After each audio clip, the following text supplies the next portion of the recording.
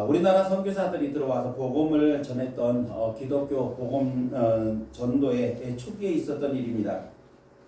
평안북도 정주에 사는 이 백사겸이라고 하는 무당이 있었다고 합니다. 그런데 이 무당이 어느 날 열병을 앓게 되었다는 겁니다. 열병을 앓아서 아무것도 하지 못하고 집에서 시름시름 앓고 있는데 어느 날 길을 가다가 이웃에 살던 기독교인이 그에게 소리를 쳤다고 합니다. 백무당, 예수 믿고 천당 가시오. 자식들이 망하는 걸 보고 싶지 않거든 무당짓 그만하고 예수를 믿으시오 라고 소리를 질렀다는 겁니다. 자존심이 상했던 이 백무당은 야 이놈아 천당을 가든지 백당을 가든지 너나 가라 이렇게 말을 하면서 자기의 전도하는 그 사람을 쫓아버렸습니다. 그런데 희한하게도 이 백무당이 잠만 들면 예수 믿고 천당 가라, 자식들 망하지 않게 예수 믿어라 이런 소리가 귀에서 자꾸 들려오는 것 때문에 잠을 잘 수가 없다는 겁니다. 그래서 견디다 못해서 할 수 없이 이 백무당은 선교사를 찾아가서 사실을 고백하고 이제 선교사로부터 복음을 전해 듣고 예수를 믿게 되었다고 하는 것입니다. 그날 이후 백사겸의 마음은 평안이 찾아왔고 그리고 그렇게 오랫동안 앓았던 열병도 씻은 듯이 깨끗하게 나았습니다. 그런 예수님을 믿게 되다 열심히 기도하고 전도하면서 교회에 충성을 다해 봉사를 했습니다. 외국인 선교사가 교회를 지으려고 땀을 흘리고 벽돌을 쌓았는데 그만 자금이 부족해서 교회당을 완성할 수가 없게 되었습니다. 그러자 이 백무당이었던 이 백사겸이라고 하는 분은 자신이 가지고 있던 전답을 모두 팔아서 교회에 헌금을 해서 교회를 건축하던 교회를 완공하게 했다는 겁니다. 그 후에 선교사님은 그의 아들들을 복음 안에서 성장하도록 잘 지도를 했고 또 학교에 보내서 교육을 받게 한 후에 미국에 유학을 보냈습니다. 그래서 유학을 가도록 도와서 그 아들이 미국의 파커 대학을 졸업을 했고 프리스턴 신학교에서 신학 공부를 한 다음에 같은 대학에서 대학원 졸업까지 했습니다. 그리고 예일 대학원에서 철학 박사 학위까지 받았다고 합니다. 바로 이 백사겸이라고 하는 분의 아들이 누구냐, 그 선교사의 도움을 받아서 미국에 가서 공부했던 이 아들이 누구냐 하면 연세대학교 총장과 우리나라의 문교부 장관까지 지냈던 이 백낙준이라고 하는 분이 바로 그분이라고 하는 겁니다. 아버지의 믿음과 결단으로 인해서 그 자손이 대대로 복을 받고 구원을 받았다고 하는 그러한 이야기입니다. 자, 사람의 마음속에는 우리 눈에 보이지 않는 높은 벽이 있습니다. 그래서 이 세상에는 이 두 종류의 사람들이 있는데 한 사람은 아무리 복음을 전해도 여전히 하나님을 만나지 못하는 사람이 있는가 하면 다른 사람은 하나님의 말씀을 듣고 그 죄의 감옥에서 나와서 구원을 받았을 뿐만 아니라 하나님의 능력으로 새로운 삶을 그리고 평안한 삶을 그리고 행복한 삶을 사는 사람이 있다는 것입니다. 한 가지 말해서 만 가지의 지혜를 얻는 사람이 있고 만 가지 말을 들어도 한 가지의 지혜도 얻지 못하는 그러한 사람이 있다는 겁니다. 복음은 신앙의 기초가 되며 구원의 근거가 되고 천국에 가는 구원은 물론이고 또 이 땅에서도 복된 삶을 살게 하는 것이 바로 복음이라고 하는 것입니다. 복음을 통해서 죽음 이후에 영생을 보장받게 되는 것은 물론이고 동시에 우리는 이 땅에 사는 동안도 하나님의 보호와 위로와 격려를 받는 삶을 살게 되는 것입니다. 그러므로 우리는 이런 은혜 안에 머물러 사는 그리스도인임을 잊지 마시고 그 은혜를 누리고 또 전하며 살아가는 저와 여러분들이 되실 수 있기를 예수님의 이름으로 축원합니다. 자, 우리가 부활의 계절 4월을 맞이했습니다. 세상 만물이 꿈틀거리면서 벗어나서 이제는 세상을 푸르르게 물들일 준비를 하고 또 곳곳에 봄꽃들이 만발할 준비하는 그러한 계절이 되었습니다. 양지바른 야산에는 진달래꽃이 점차 진분홍색으로 뒤덮고 있고 햇빛이 잘 드는 담장에는 노란 개나리꽃들이 이제 만발해지기 시작했습니다. 이렇게 아름다운 계절을 주신 하나님께 감사와 찬송을 드리면서 여러분들도 하나님이 주신 이 아름다움을 마음껏 누리시는 그러한 삶을 살아가시기를 예수님의 이름으로 축복을 드립니다. 그러나 주의를 범하면서까지 또 즐기는 것은 하나님이 기뻐하시는 일은 아닐 줄로 압니다. 자, 특히 4월은 기독교의 중요한 핵심 중에 하나인 이 부활절이 들어있는 달이 4월입니다. 부활절은 셋째 주일입니다. 다음 주일은 종려주일이고 이어지는 한 주간은 사순절의 마지막 주간과 더불어서 고난주간으로 지키기도 합니다. 예수님께서 부활의 영광스러움 이전에 견디기 힘든 극심한 고난의 과정과 십자가에 달리시는 고통의 시간들을 보내셨습니다. 인류의 모든 죄를 대속하시려는 십자가를 지시고 속죄의 십자가를 지시는 고난의 길을 걸으신 후에야 부활의 영광을 얻으셨다는 것입니다. 우리 본문을 보면 본문이 속해 있는 이사야 53장은 예수 그리스도의 생애 사역 가운데 가장 핵심이 되는 예언의 내용을 담고 있는 것을 볼 수가 있습니다. 이사야 53장 전체의 내용을 분석해 보면 1절에서 3절까지는 배척당하시는 그리스도에 대하여 설명을 하고 있습니다. 그리고 오늘 본문인 4절에서 6절은 그리스도께서 고난을 받으신 이유가 무엇이냐에 대한 설명을 하고 있고, 또 7절에서 10절까지는 고난당하시는 그리스도의 모습을 그대로 묘사하고 있습니다. 11절과 12절의 말씀은 그리스도의 중보 사역에 대한 설명의 형식으로 53장 전체가 구성되어 있습니다. 오늘 본문은 그리스도이신 예수님의 고난의 이유와 그 의미가 무엇인가를 대조하는 형식으로 설명을 하고 있는데, 여기에서 강조하고 있는 것은 인간의 죄를 대속하시기 위한 예수 그리스도의 대속의 고난과 죽음이시라고 하는 것, 이것을 강조하고 있다는 것입니다.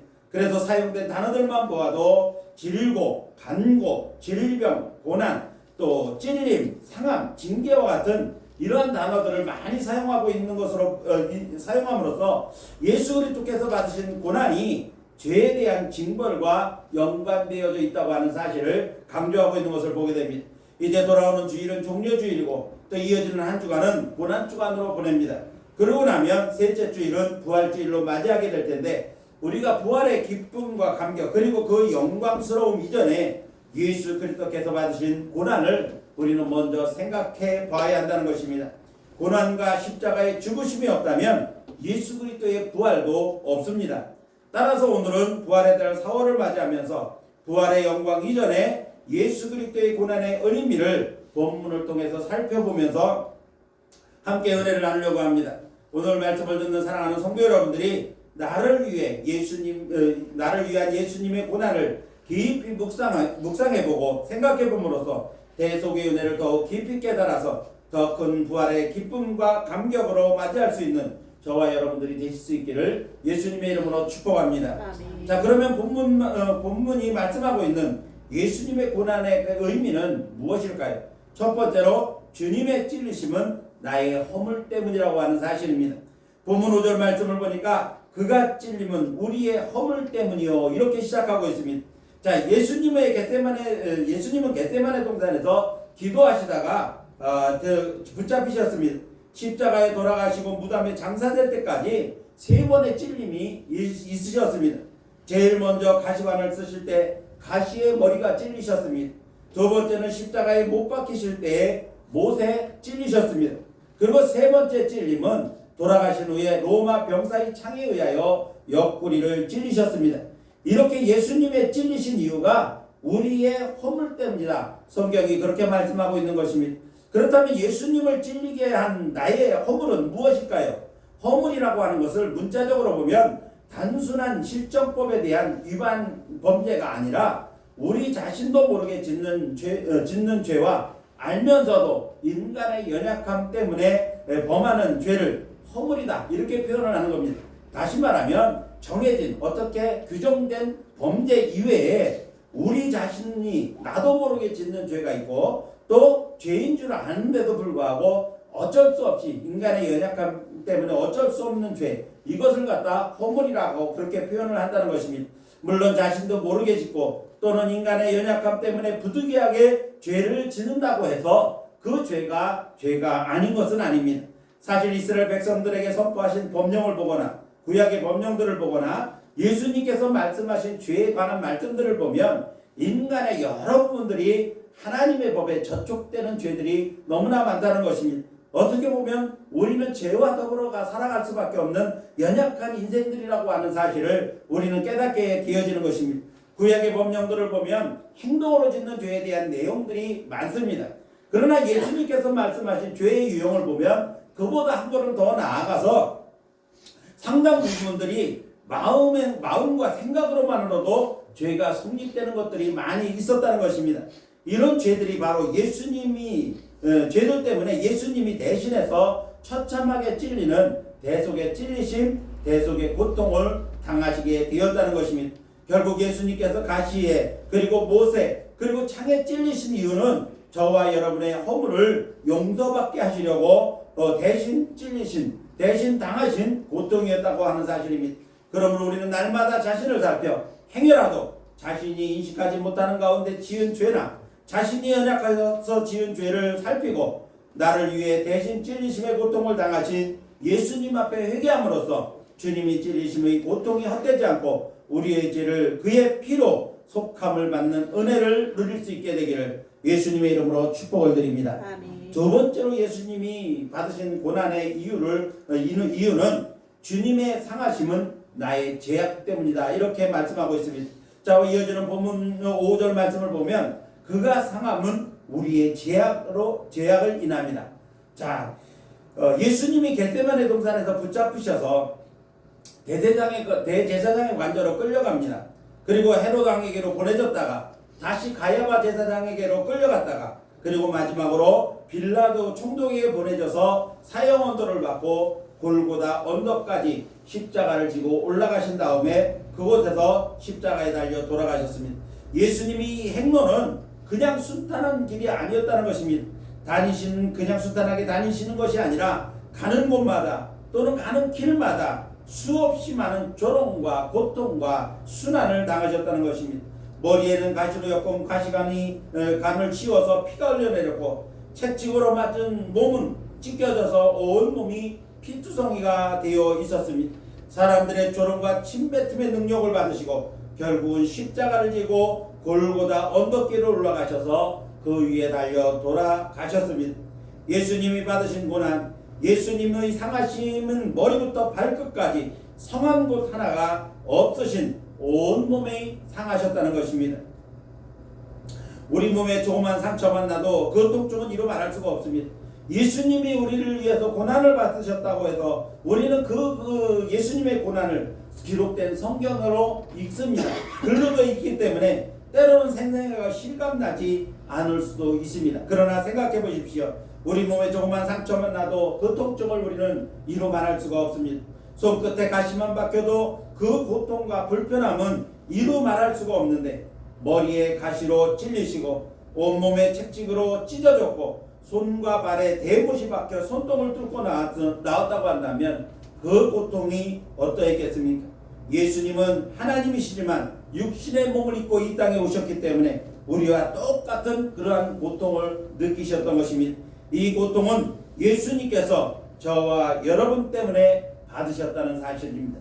왜 예수님께서 이렇게 온몸을 상하셔야만 했습니까? 그 이유가 무엇입니까?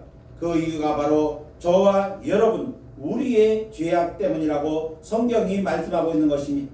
그렇다고 한다면 죄악이라고 하는 것은 무엇입니까? 인간은 태어나면서부터 가지고 있는 죄성이 있습니다. 이 죄성으로 인해서 짓는 모든 범죄가 바로 죄악인 것입니다. 곧 인간의 완악함으로 인하여 저지르는 모든 죄들이 바로 죄악인 것입니다. 이렇게 우리 스스로가 씻을 수 없는 죄악으로 말미암아 우리가 받아야 할 처절한 상함을 우리 주님께서 대신 당하신 것입니다. 그로 인하여 우리가 예수 그리스도의 이름으로 죄를 고백하며 용서를 구할 때 하나님께서 우리의 죄악 때문에 온몸 상하신 예수님이 당하신 상함으로 인해서 용서해 주시는 것입니다. 그러므로 우리는 날마다 나를 위해 온몸 당하신 예수 그리스도의 은혜에 감사하며 온전한 그리스도인의 삶을 살아가야 되는 것입니다. 이제 사랑하는 성도 여러분들이 나를 위해 온몸 당하시고 피 흘리신 예수 그리스도의 은혜에 감사하며 주님의 고난을 깊이 묵상하는 귀한 삶을 살아가시기를 예수님의 이름으로 축복을 드립니다. 아멘. 세 번째로 주님의 징계를 받으심은 나의 평화를 위함입니다.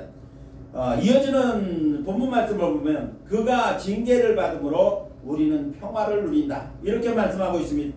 이사야 선지자는 예수님의 고난과 죽으심의 이유가 우리의 평화 때문이다 이렇게 말씀하고 있는 것입니다. 즉 예수님이 대신 징계를 받으심으로 우리는 평화를 누릴 수 있다라고 하는 말씀인 것입니다. 여기서 말씀하고 있는 평화는 단순히 외적인 안녕과 조화로움뿐만 아니라 그 이상의 평화, 곧 하나님께로부터 임하는 평화, 하나님께서 주시는 평화를 뜻하는 것입니다. 징계라고 하는 것은 매우 부정적인 의미를 가지고 있는 단어입니다. 하나님은 천지를 창조하셨을 때 죽음이라고 하는 단어 자체가 없었습니다. 자, 어떤 일에 대한 대가로 지불되는 것, 이것이 바로 징계라고 하는 말인데, 여기서 말하는 어떤 일이라고 하는 긍정적인 의미가 아니라 매우 부정적인 의미의 어떤 일입니다. 쉽게 말하면 죄에 대한 대가로 주어지는 징벌, 이것이 바로 징계라는 말씀인 것입니다. 그렇다면 죄에 대한 형벌, 그 징계는 무엇입니까? 로마서 6장 23절을 보니까 죄의 삭은 사망이요, 이렇게 말씀하고 있습니다. 죄에 대한 징계는 죽음이라는 말씀인 것입니다. 그래서 죽음이라고 하는 것은 죄의 결과로 우리에게 주어졌다는 말씀인 것입니다. 하나님은 천지를 창조하셨을 때 죽음이라는 단어 자체를 만들지는 않았어요. 죽음이라는 단어 자체가 없었다는 말씀입니다. 그런데 이 죽음이라는 단어는 죄라는 단어와 함께 시작되었다는 것입니다. 창세기 2장을 보면 하나님께서 에덴 동산에 선악과를 만드시고 너희가 그것을 먹는 날에는 정령 죽으리라. 처음으로 죽음에 대해서 말씀하셨습니다. 그 이전에 전제된 것이 무엇입니까? 먹지 말라고 하는 선악과를 먹는 죄를 범하면 죽게 된다는 것입니다. 그래서 죽음이라고 하는 단어는 죄와 함께 시작되었다는 것입니다. 그리고 최초의 인간은 아담으로부터 시작해서 하나님께서 특별히 내려가신 에녹과 엘리야를 제외하고는 그 어느 누구도 죽음을 면한 사람이 아무도 없었다고 하는 것입니다. 성경에 기록된 제일 오래 산 사람이 무드셀라라고 하는 사람입니다. 이 무드셀라라는 사람은 969년을 살았습니다. 그러나 969년을 살았다고 할지라도 결국은 죽고 말았습니다. 그리고 세월이 흐름에 따라 사람들의 범죄가 점점 더 심해져 갔고, 죄가 점점 심해질수록 사람들의 생명도 자꾸 줄어들어서 오늘날은 100년만 살아도 무척 잠수했다라고 말을 합니다. 예수님께서 받으신 징계의 죽으심은 바로 우리를 대신한 대속의 징계였습니다. 예수께서 이 징계를 대신 받음으로써 우리의 죄로 말미암아 징계에 대한 두려움이 사라지고 우리는 주 안에서 평화를 누릴 수 있게 되어진 것입니다. 죄라고 하는 것을 마음에 품고 있으면 그것은 그 마음의 평안을 상실한 상태가 되어버리고 마는 겁니다. 범죄한 사람들이 마음속에 두려움을 갖고 살 수밖에 없는데, 예수님께서 우리의 죄를 대신해서 징계를 받으심으로 우리의 죄의 문제를 해결해 주셨다는 것입니다. 그렇기 때문에 죄에 대한 두려움이 우리 안에서 사라지고 하나님께서 주시는 평화로 채워지게 된 것입니다.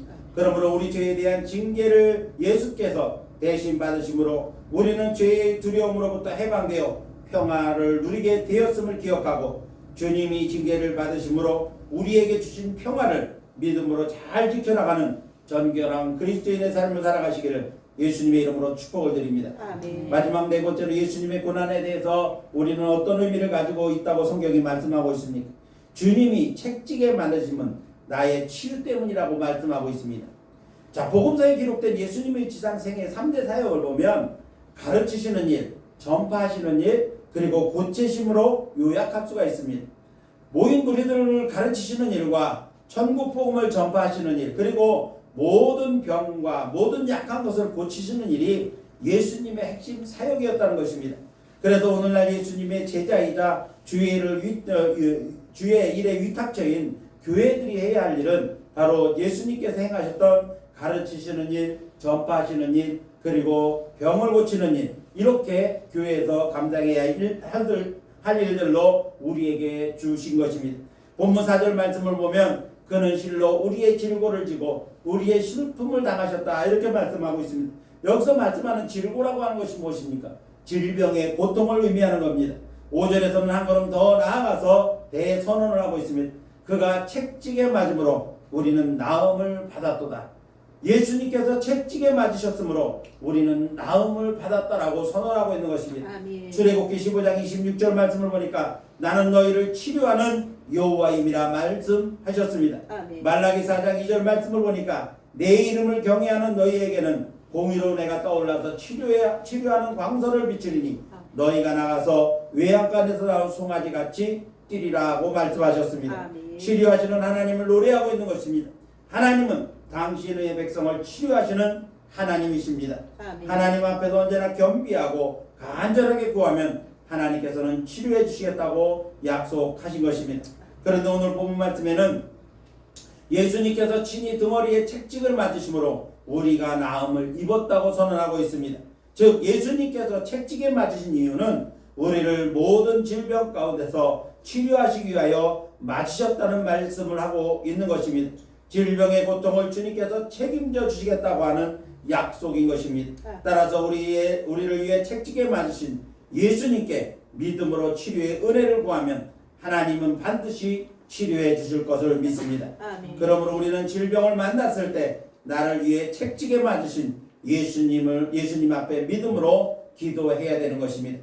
그러면 하나님은 반드시 치료해 주시는 것입니다. 그러므로 언제나 분명한 믿음으로 나의 치료와 건강한 삶을 위해 채찍에 맞으신 예수님의 이름으로 구하여 치료받고 건강한 삶을 누리는 성도 여러분들이 되시기를 예수님의 이름으로 축원합니다. 아멘. 예수님은 나의 치료와 건강을 위해 채찍에 맞으신 것입니다. 이제 말씀을 마치려고 합니다. 4월은 주님의 고난과 부활의 영광을 생각하는 달입니다. 우리는 주님의 고난을 성경에 기록된 글로 읽고 마음으로 묵상합니다. 때로는 내가 직접 당한 고난과 아픔이 아니게 실감을 하지 못할 수도 있습니다. 그러나 예수님이 받으신 고난과 고통 그리고 죽으심은 우리를 위한 대속의 고난과 고통과 죽으심이었음을 우리는 분명하게 확신해야 합니다. 예수님이 받으신 고난과 죽으심은 나와 무슨 상관이 있습니까? 주님의 찔리심은 나의 허물 때문입니다. 주님의 상하심은 나의 죄악 때문입니다. 주님이 징계를 받으심은 나의 평화를 위함입니다.